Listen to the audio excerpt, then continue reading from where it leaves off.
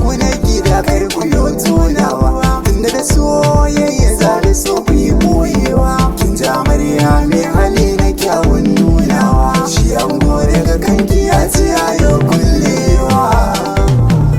Sanda ke miki ya wuce nunawa, mata na sa gidan sake ce kiyo zaunawa. Kin ji amarya ke so ki ba shi kulawa, a kauna take ya faɗa wallahi morewa.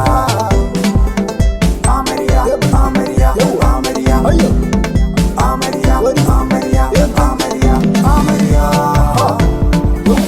amarya, amarya, amarya, amarya.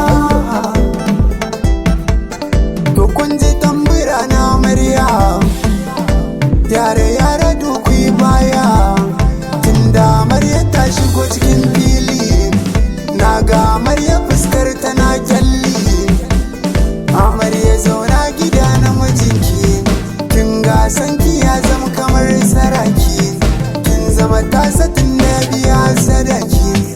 Kauna za ya baki in kin je to amarya, kin san ci biranar wanka san baya buya. Allah ya nufa yau za a kai ki amarya, kuka na idan ki shaye amarya bar kwalla. Rabuwa da iyaye ta sa amarya na kwalla, shi zaman aure kin sani ibada ne, biyayya kuma gwamnati farilla ne.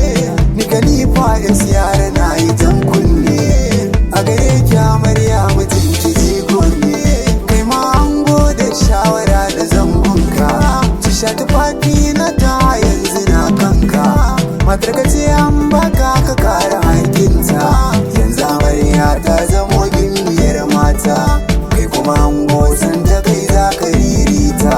Yau aure na masoya kowa sai yin murna yake, ni ko Khalifa yara sai yin waka nake. Na ce dan Allah ina amarya da ango suke, fito fili sai ko rausa ya samu karko sake. Iyaye na amarya na ga sai yin murna suke, iyayen ango na gan